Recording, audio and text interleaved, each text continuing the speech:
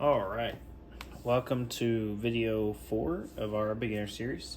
My name is Michael. I'm with the South Plains Woodturners, and tonight we are going to be showing, I'm going to be showing how we make a scratch awl.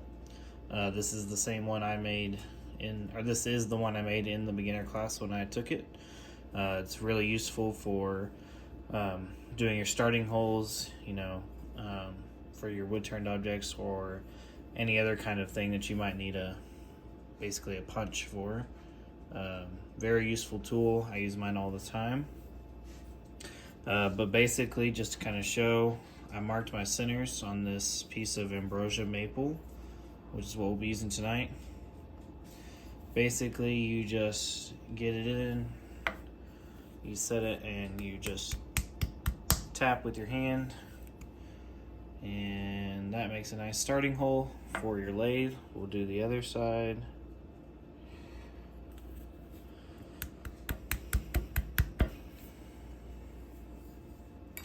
And there we go. We've got our centers marked with the hole. We'll go ahead and get it on our lathe.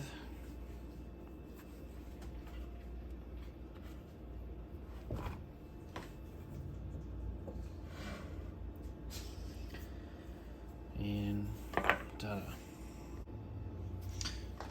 Okay, had to change out the tool rest because the one I had on here was too big to fit in between the two centers. So if you remember from the class, we always check to see if we're at the right height. On here, I am definitely a little bit low, so I will raise it up. That should be good right there. Let's go ahead and tighten this on. Okay, so the first thing we're actually going to do is turn a tenon on one end so that we can then put this in a chuck. So we won't even actually get it round. We're just going to turn an end. Remember, when you are turning that tenon, and just so you can see it, here's my parting tool. I'm going to do 2 of these width on the end, and I am going to be using my straight jaw chuck tonight, but if you have a dovetail chuck, remember to angle that tenon. But we'll go ahead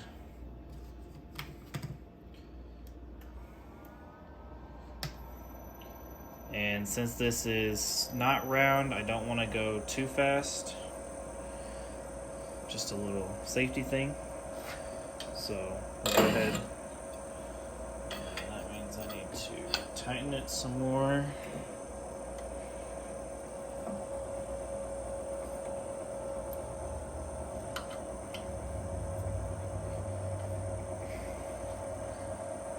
Now I'm going to put the speed a tiny bit.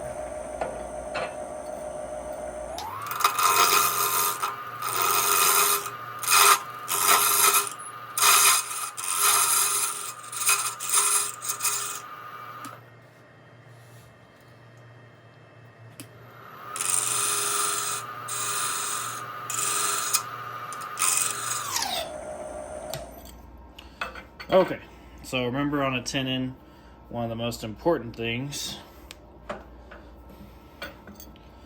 is that your end and the block are basically 90 degrees, so you have a nice straight front or face, I guess, for the chucks to connect to. So now that we have this, I am going to put my chuck on.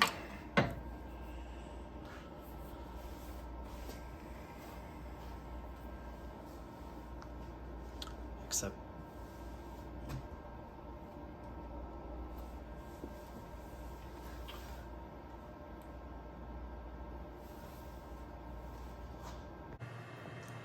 installing the chuck.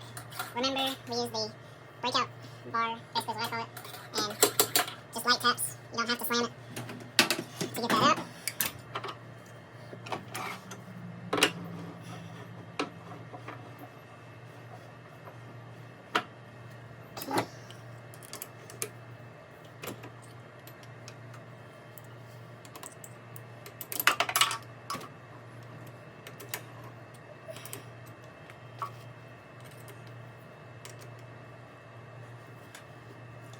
as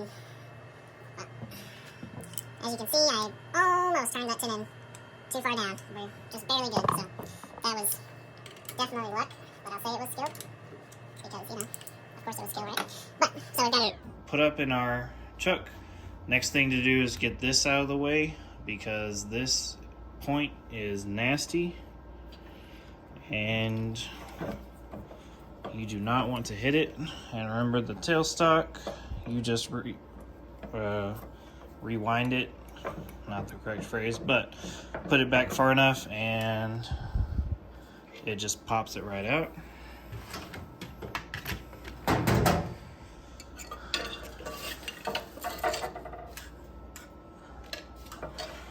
And we'll move the tailstock fully out of the way. Okay, so basically how we look at this now, we're going to have a little piece up at the front that's the waste material that's holding this on, and we're basically turning it in this orientation. So what we need to do is get it round, and what I personally like to do is to kind of work on getting this end ferrule close, not all the way, but just so I'm not accidentally going too far in on this ferrule.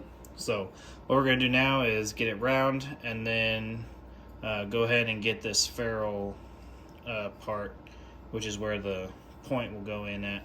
We'll go ahead and get that worked out.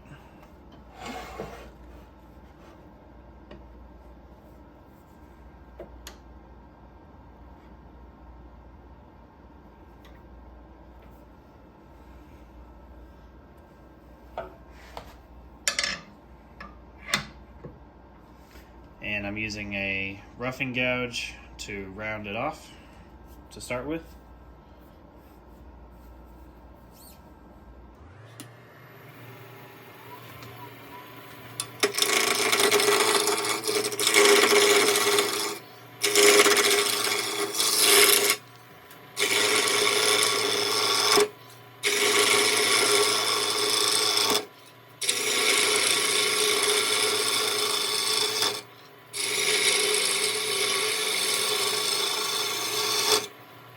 remember a quick easy way to tell if it's round is you can set your tool on top, and if it's bouncing at all, it's not fully round. It's hard to see in the video, but I can feel a little bit of vibrations because it's not fully round, but we'll check.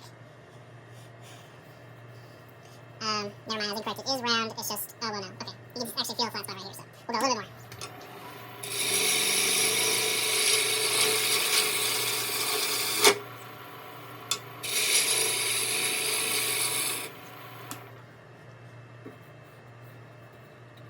Okay, so we are now round, so what I'm going to actually do is work on that ferrule part.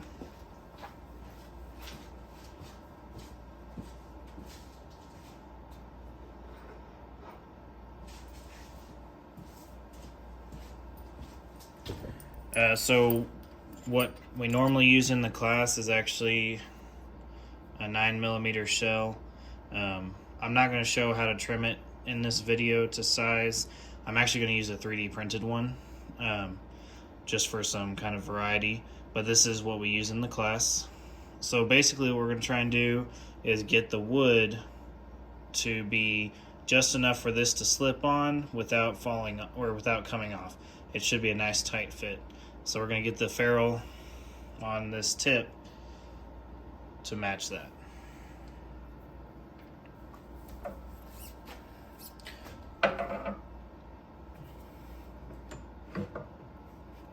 And I'm actually just going to use the parting tool because I just like getting that nice straight inward cut with it personally. Also, now that we're round, we can speed it up a little bit. The Taurus is a little too tall.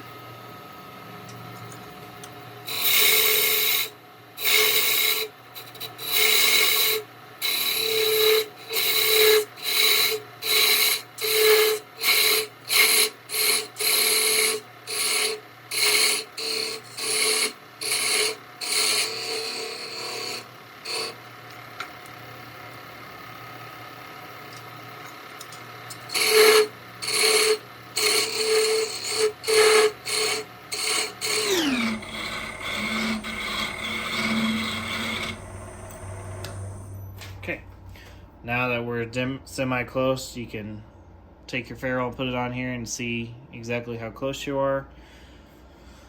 So as you can see from here, I need to go back a little bit more and trim it down some. I don't want to trim down too far before doing this, so I'll do another tool width worth of cutting right here to get the last bit of length I need to fit this ferrule. Okay, had to go grab my 3D printed ferrule, but there's that. So it's basically the same size. So I still need to come down a little bit more and go a little bit further in. So we'll do that real quick.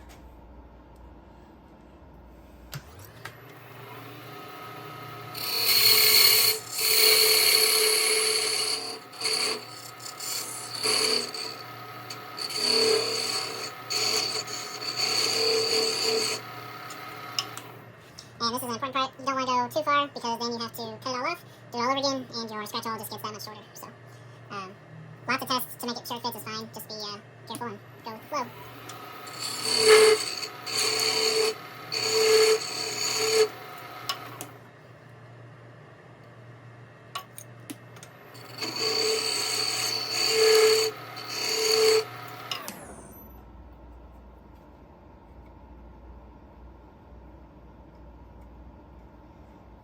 Okay, so we've got a pretty good fit.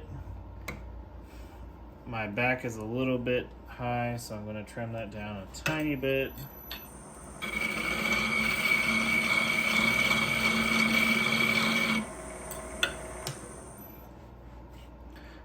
But it is definitely not just sliding on, so that's good.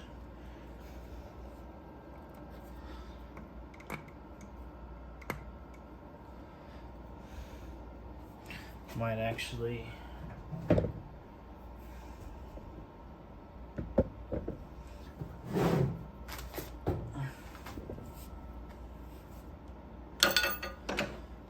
give it a good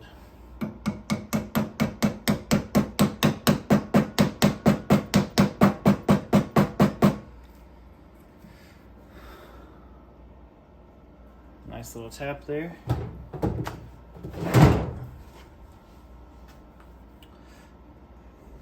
Okay, so we got the ferrule on, it's nice and tight. Next, what we're going to do is drill out the hole for the rod to go in,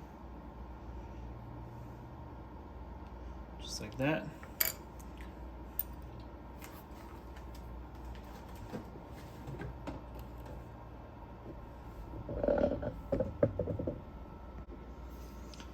Alright, so in order to drill this, we're going to use what's called a Jacob's chuck and a 5/32 drill bit.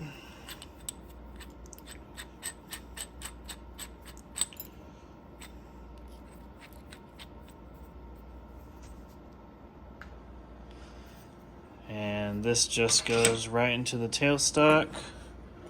We'll push it forward a little bit just to make sure it's nice and solidly in there. I will get all of my tools up and out of the way.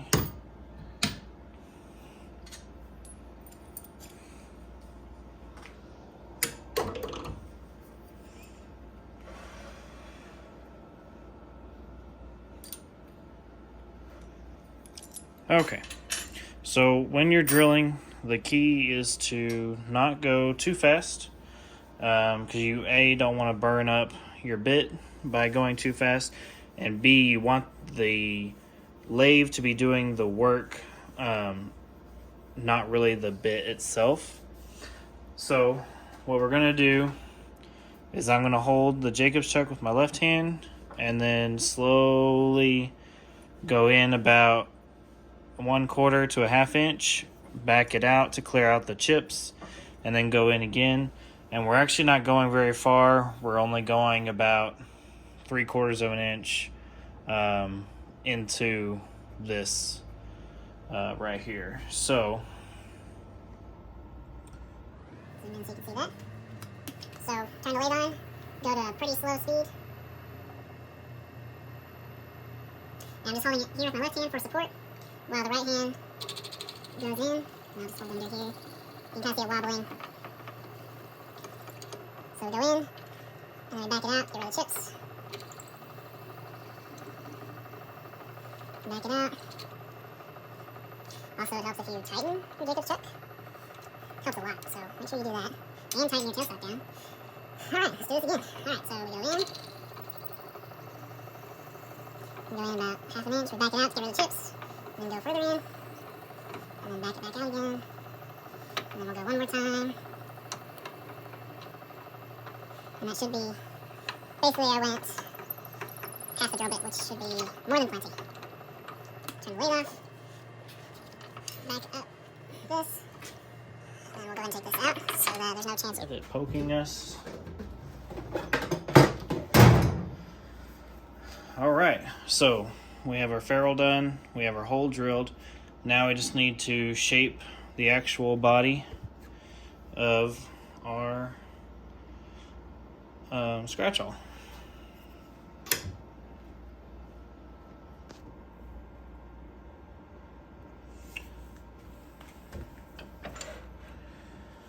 And to do that, this is a spindle gouge.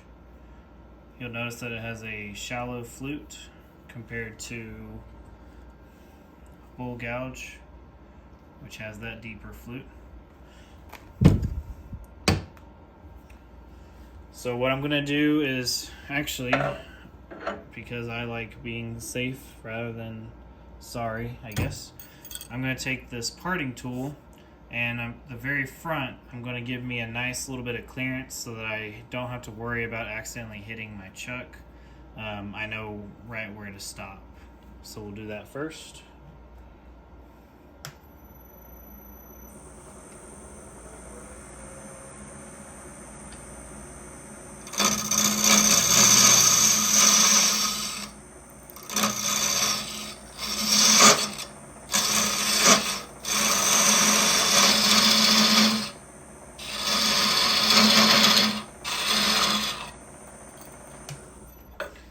Okay, so I've made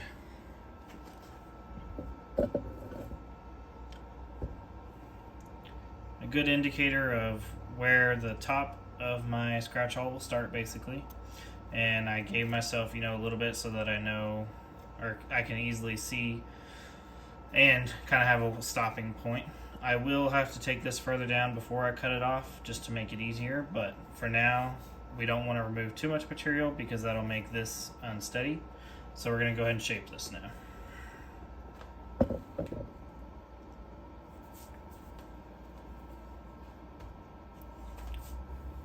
And the guidebook that you have with the instructions will have a ton of different options, plus there'll be some at the class that you can look at. But as you can see, you can kind of do beads and coves, whatever kind of thing you might want. My only suggestion is that since this is with your palm, try and keep the top as round or as big as possible, just so you have as much surface area to hit with your palm. So let's get cracking.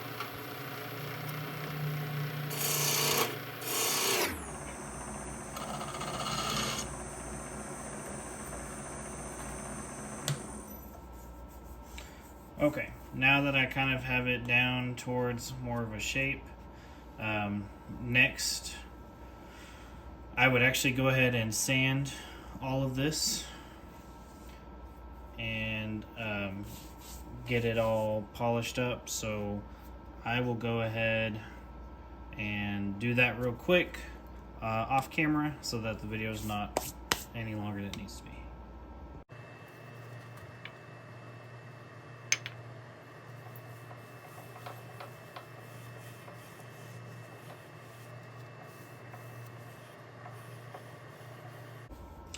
Okay, so basically what I did was I sanded it.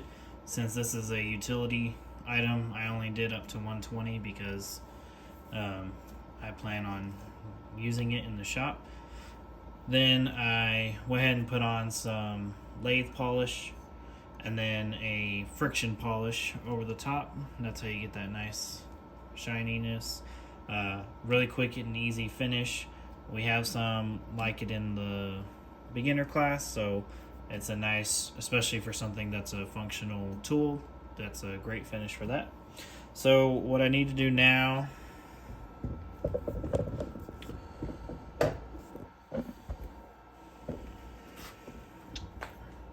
is I need to turn this down slightly, well, not slightly, a lot more, so that I can then part it off the lathe, but I don't want to be sawing through that much material.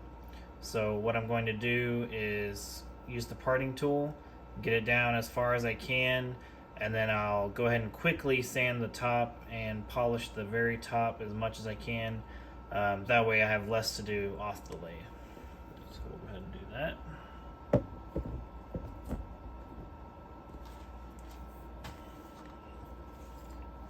And you'll notice that while sanding, I took the tool rest off so that there's no chance of my hand getting smashed in between them. Just a good habit to get into.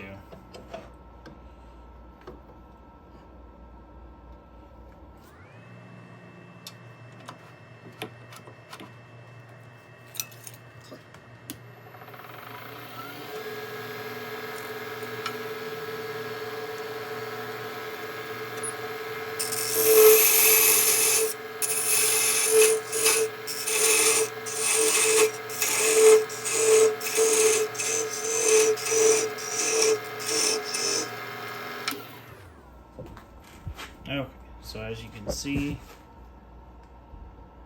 I was able to take it down to just a little knob. And now I will go ahead and sand and polish that top. Okay, now that I have this top sanded, I'm going to use a pull saw to cut it off.